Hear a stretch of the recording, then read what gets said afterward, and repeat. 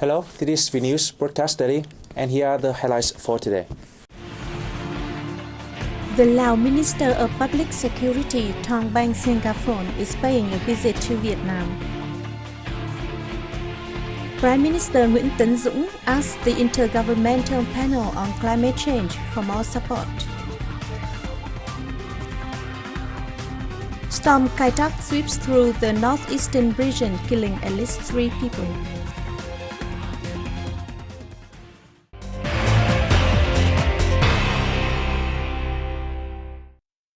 President Trương Tấn Sang handed out decisions on ambassadorial appointments to 38 foreign ministry staff members at a ceremony in Hanoi on August 17.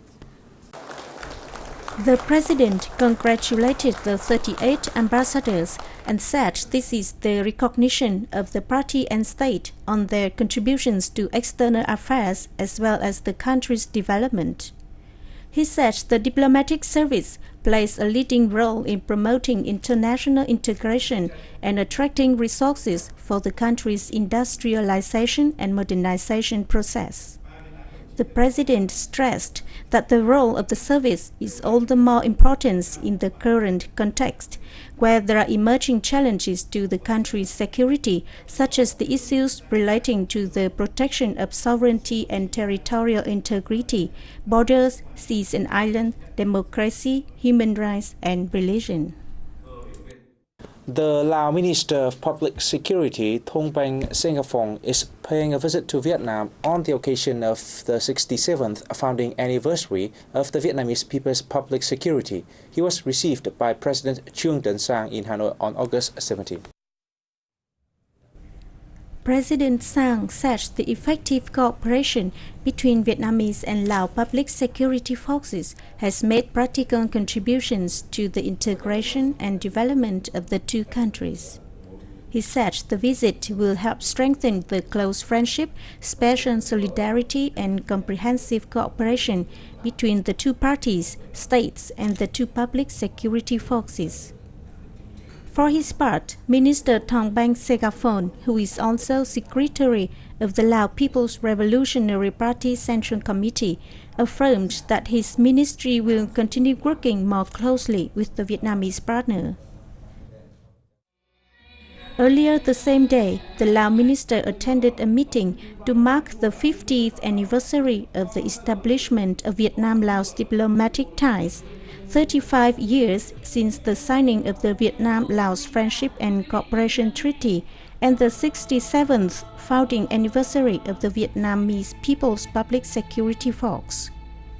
Addressing the meeting, the Vietnamese Minister of Public Security, Senior Lieutenant General Trần Đại Quang, said the mutual support and assistance between Vietnam and Laos in the field of defense security are one of the important factors helping defeat all sabotaging attempts and plots aimed at the two countries by hostile forces. On his part, Thong Bang Sengafon thanked the Vietnamese Ministry of Public Security for helping train more than 1,000 security officials and providing technical equipment to the Laos side.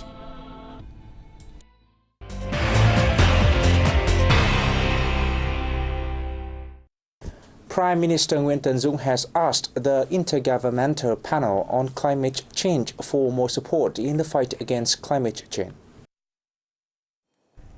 At a reception in Hanoi on August 17th for the panel's chairman Rajendra Pachauri, Prime Minister Dũng also said Vietnam wants to participate in the panel's studies on climate change. In doing so, the country can get update on research outcomes of other countries, as well as share its experience in coping with climate change with the international community. The government leader told his guests that as one of the countries most vulnerable to climate change, rising sea levels and natural disasters, Vietnam has set a target of sustainable development in combination with effectively coping with climate change and disasters.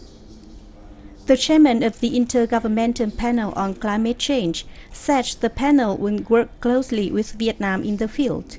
He recommended that the country strengthen investment in early warning systems and policy making regarding agriculture and urban planning. On August 17th, the Ministry of Natural Resources and Environment and the United Nations Development Programme jointly held a seminar on climate change and extreme weather in Vietnam. The seminar heard a special report of the Intergovernmental Panel on Climate Change on managing the risks of extreme phenomena and disasters and methods to advance climate change adaptation. The chairman of the Intergovernmental Panel on Climate Change, Rajendra Pachauri, said the large urban areas are likely to be hit hard by climate change, flooding, and natural disasters. The official called for close cooperation from the government level to all people to provide adequate early warning and timely evacuate people to safe shelters in emergency.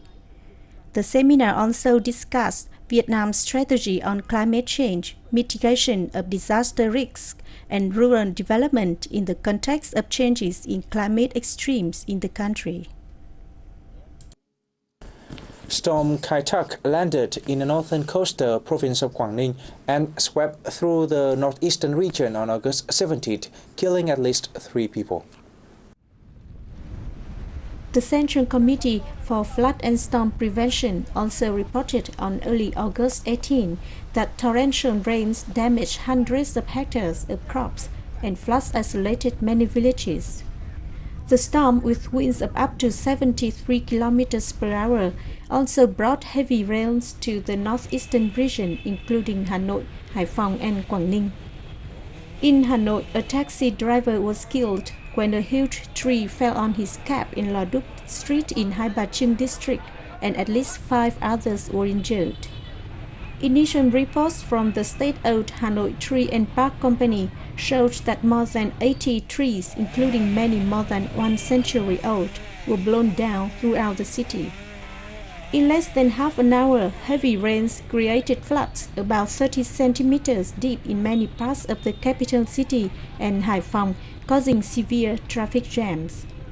After landing, the storm had weakened into a low tropical depression, and local people have been warned to watch out for flash floods.